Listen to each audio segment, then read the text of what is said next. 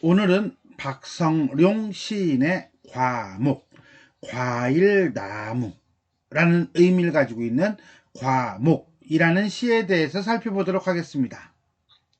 이 작품은 과목, 과일나무의 과물, 과일이 열리는 자연현상을, 당연하지, 과일나무에 과일이 열리지, 그러면 과일나무에 쌀이 열릴까?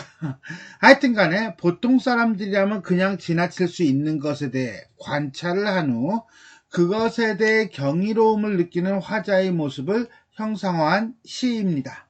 시적 화자는 척박한 땅에 뿌리를 내리고서 비바람에 시달리던 과일나무, 즉 과목이 가을에 열매를 맺는 모습을 보고 와우! 나무가 가진 풍성하고 강건한 생명력에 감탄을 합니다. 그리고 메마른 땅과 거친 흙에서 열매를 맺는 것에 대해 가을의 소멸과 대조적으로 놀라운 결실을 안겨주는 것에 대해 경이감을 드러냅니다. 그런 점에서 본다면 이 가을이라고 하는 계절은 소멸의 계절이기도 하지만 열매를 맺는 계절이기도 한 거죠. 그리고 시인으로서 다시 새로운 의미와 본질에 대한 깨달음을 얻고 삶을 새롭게 바라보게 되고 활력을 얻게 된 상황을 시력을 회복한다 라는 표현을 통해서 부각하고 있습니다. 자, 그러면 어떤 내용인지 전체 5개 연으로 된 시를 읽어보도록 하겠습니다. 과목이 과물들이 무르익어 있는 사태처럼 나를 경악해 하는 것은 없다.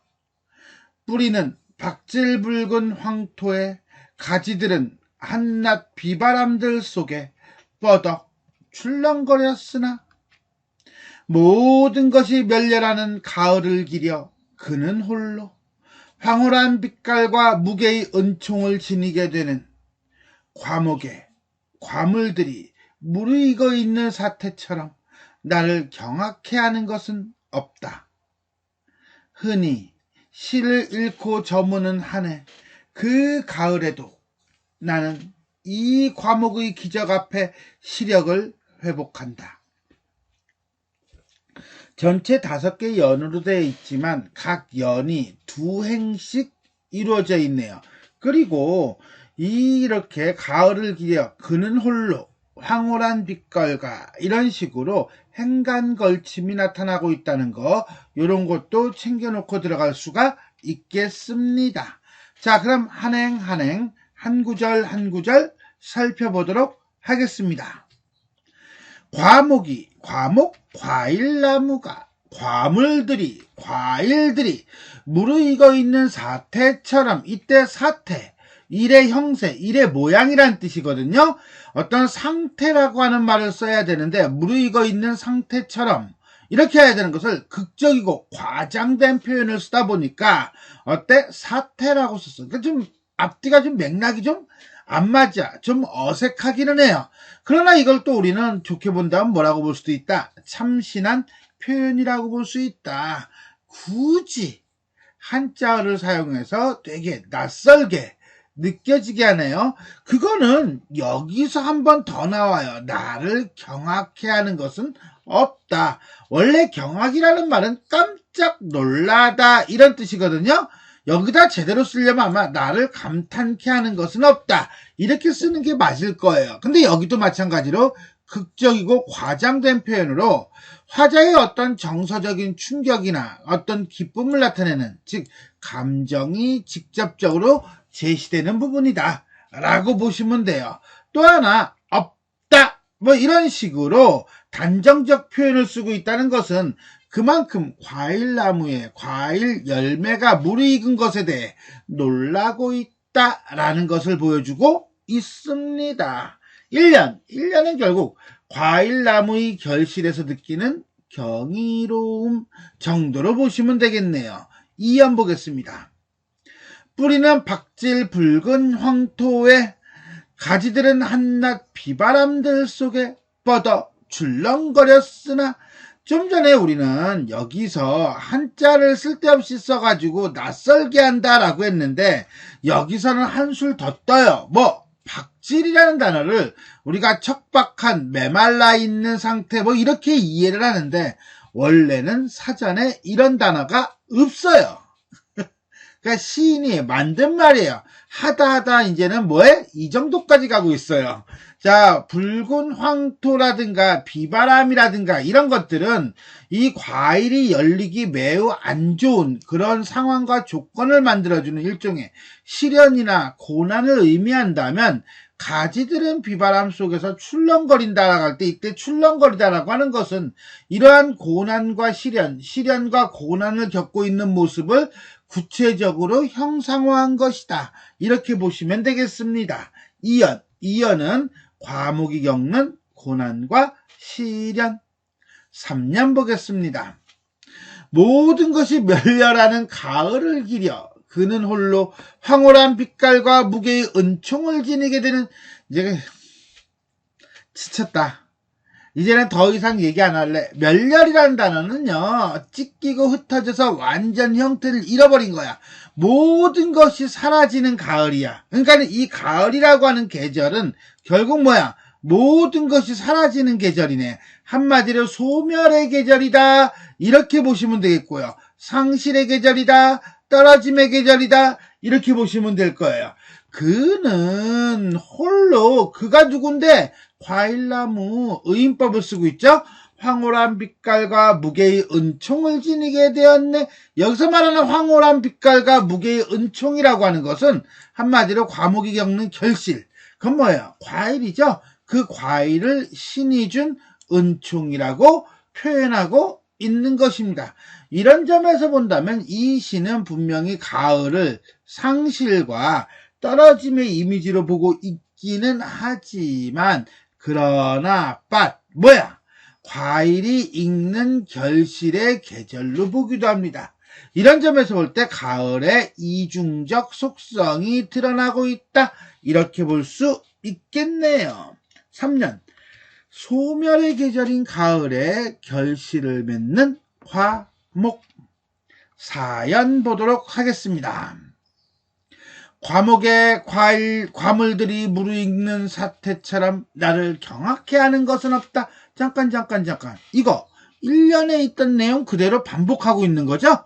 자, 반복은 시에서는 기본적으로 운율을 형성한다는 걸 가지고 가면서 경이로움이라고 하는 어떤 정서 내지는 주제의식을 강조하고 있다라고 보시면 돼요.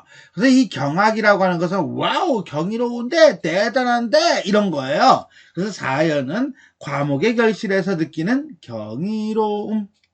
5연 마지막은요 하이픈으로 가요. 즉 이건 무슨 소리냐면 앞에 4연까지는 외부 세계에 대한 화자의 느낌 정서를 얘기했다면 여기는 화자의 시선이 옮겨져요. 어디로? 내면 세계로 간다는 거죠. 그래서 자기 자신을 얘기하고 있는 거야.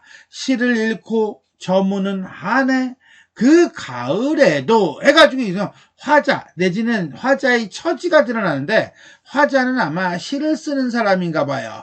시를 쓰지 못하게 되는 시기가 돼버린 거죠. 왜? 삶의 의미를 잃고 허무감을 느끼며 무기력해졌거든요. 언제?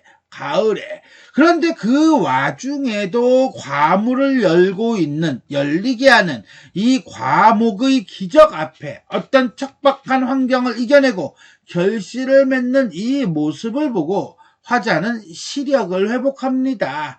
눈의 힘을 회복해 한마디로 새로운 인식의 발견이고요. 그것은 삶에 대한 새로운 깨달음을 얻는 것이다 라고 보시면 돼요. 결국 오연은 과목을 통해 얻은 삶에 대한 새로운 인식이라고 보시면 되겠네요. 자, 이렇게 해서 우리는 박성용 시인의 과목이라고 하는 시를 한행 한 구절 한 구절 살펴보았습니다. 그럼 전체 정리하도록 하겠습니다. 자, 자유시고요. 관념적이고요. 그 다음에 과목을 통해 느낀 자연의 경이로움과 슬러시, 그 다음에 삶에 대한 새로운 인식은 마지막 오연에 나타나죠. 자연물을 통해 얻은 삶에 대한 새로운 인식과 깨달음을 드러내고 있다. 자연물을 통해서 인생사 내지는 인간사로 넘어가고 있는 그 모습인데 이걸 우리는 자연에서 인간으로 넘어가는 유추의 과정이라고 보시면 돼요. 일단 과목은요, 뿌리를 붉은 박질의 형토에 묻고요, 비바람 속에서 출렁거려요. 그러나 황홀한 빛깔과 무게의 은총을 지니게 되는 결실을 맺게 되죠. 이걸 통해서 인간사의 화자는 시를 읽고 저무는 한 해 시력을 회복을 합니다. 이렇듯 자연물을 통해 얻은 발견을 유추의 방식을 사용하여 삶에 대한 새로운 인식과 깨달음으로 확장하고 있습니다. 두 번째, 표현상의 특징이죠. 한자어를 사용하여 신선한 충격을 주면서 주제의식을 강조하고 있다. 자, 시어 파트를 볼까요? 자, 사태처럼 경악해 하는 것은 없다 해가지고, 사태라고 하는 것은 일이 되어가는 형편이나 상황 또는 일의 상태를, 경악하다라는 것은 소스라치게 깜짝 놀라다라는 뜻이에요. 이 앞에 내용과 뒤에 내용과의 맥락으로 본다면 이 단어들은 그다지 썩 좋은 단어의 선택은 아닙니다. 그러나 무심히 지나쳤던 사물에 대한 새로운 발견을 느껴주면서 어떤 경이로움이라는 걸 느끼는 거. 그러니까 뭐야? 그냥 지나칠 수 있는 것을 이게 뭐지? 하는 그런 인상을 주기 위해서 무르익어 있는 모습처럼, 무르익어 있는 사태처럼 이게 뭐지? 나를 놀라게 하는 것은 없다를, 나를 경악?